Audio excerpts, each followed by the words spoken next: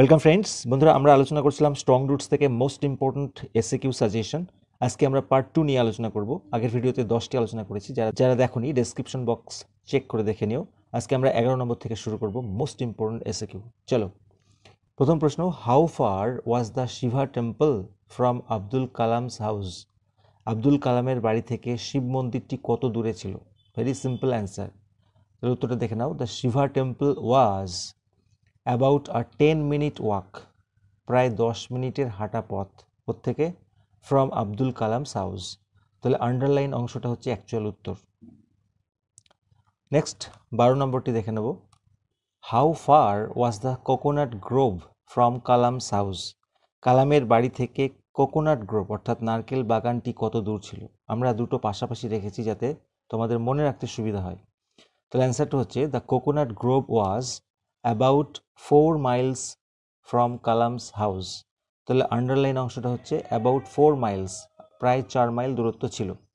তাহলে শিভা টেম্পলটা ছিল 10 মিনিটের হাঁটা পথ, আর কোকোনাট গ্রোভটি ছিল প্রায় 4 মাইল দূরত্ব। Number 13, what does adversity always present?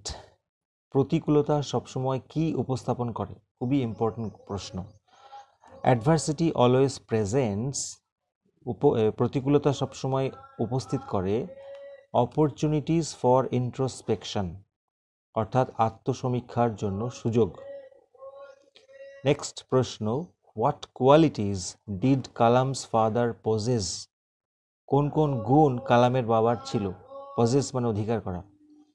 তাহলে কালামস ফাদার পজেসড, কালামের বাবা অধিকার করেছিলেন বা ছিল গ্রেট ইনেট উইজডম, অর্থাৎ বিশাল ইনেট উইজডম অর্থাৎ সহজাত জ্ঞান, and a true generosity of spirit, এবং সত্যিকারের মনের উদারতা, জেনারোসিটি। বন্ধুরা এগুলো একদম টেক্সটের লাইন, যেমন চেয়েছে তেমন উত্তর। 15 নম্বর একটি দেখে নেব। হোম ডিড কালাম কনসিডার, কাকে কালাম মনে করতেন to be a very close friend of his father? তার বাবার খুব ক্লোজ ফ্রেন্ড কাকে মনে করতেন? নিশ্চয় উত্তরটা জানো। কালাম কনসিডার্ড পক্ষী লক্ষ্মণ শাস্ত্রী। কালাম মনে করতেন পক্ষী লক্ষ্মণ শাস্ত্রীকে। তিনি কে? The high priest of Rameswaram temple, Rameswaram মন্দিরের হাই প্রিস্ট, পুরোহিত।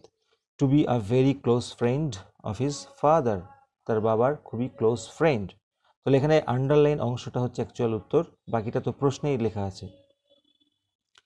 নেক্সট 16 নম্বর, ডেসক্রাইব আব্দুল কালামস অ্যাপিয়ারেন্স বা লুক। আব্দুল কালামের চেহারার বর্ণনা দাও। খুব simple answer, Abdul Kalam was a short boy. Abdul Kalam একটা ছোটোখাটো ছেলে ছিল, উইথ আনডিস্টিংগুইশড লুকস, এবং সাধারণ একটা লুক ছিল, চেহারা ছিল। দেখে নেব 17 নম্বর প্রশ্নটি কি আছে। What did Kalam's father say about the relevance of prayer বা importance of prayer? Most important question. দেখো, কালামস ফাদার সেইড দ্যাট, কালামের বাবা বলতেন যে প্রেয়ার মেড পসিবল, অর্থাৎ প্রার্থনা সম্ভব করে তোলে এ কমিউনিয়ন, একটা যোগাযোগের, কিসের? অফ স্পিরিটস মানে মনের, বিটুইন পিপল মানুষের মধ্যে, অর্থাৎ মানুষের মধ্যে মনের যে মিল সেটাকে সম্ভব করে তোলে। আন্ডারলাইন অংশটা হচ্ছে উত্তর। দেখে নেব 18 নম্বর কোয়েশ্চেনটি। What foods did Kalam's mother serve? কালামের মা কোন কোন খাবার সার্ভ করতেন? খুব interesting. Kalam's mother would serve, কী কী সার্ভ করতেন দেখে নাও। Rice and aromatic sambar, a variety of sharp, homemade pickle, and আর dollop of fresh coconut chutney. এই সমস্ত খাবারগুলি তার মা কালামকে সার্ভ করতেন। তাহলে একটু তোমরা মনে রাখবে অবশ্যই। Next question, very important. Who was bestowed the title Bahadur by the British? অর্থাৎ কাদেরকে বাহাদুর এই টাইটেলটি দেওয়া হয়েছিল ব্রিটিশদের দ্বারা? তাহলে অ্যান্সারটা হচ্ছে one of the 4 bears of Kalam's mother was bestowed the title Bahadur by the British. তাহলে তোমরা এই উত্তরটা লেখার সময় শুধু হুয়ের জায়গায় এই আন্ডারলাইন অংশটা লিখে দেবে, one of the 4 bears of Kalam's mother, বাকিটা তো প্রশ্নেই লেখা আছে। 20 নম্বরটি দেখে নেব। How could Kalam's father convey, কিভাবে কালামের বাবা জানাতে পারতেন কমপ্লেক্স স্পিরিচুয়াল কনসেপ্টস, জটিল আধ্যাত্মিক ধারণাগুলিকে।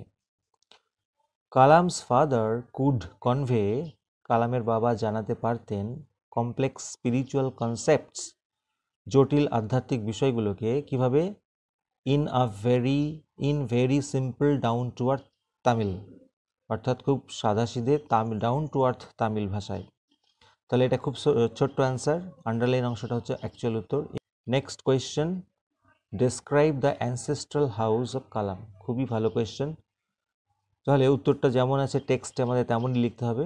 The ancestral house of Kalam was a fairly large pucca house, এটা একটা বড় সড়ো পাকা বাড়ি, made of limestone and brick, যেটা তৈরি হয়েছিল লাইমস্টোন মানে চুনাপাথর এবং ইট দিয়ে।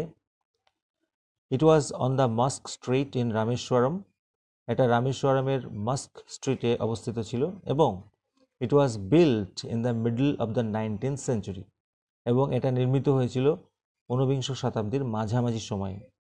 বন্ধুরা, লাস্ট কোয়েশ্চেন এই চ্যাপ্টারের, তোমরা এগুলো পড়লেই শিওরলি সব কমন পাবে।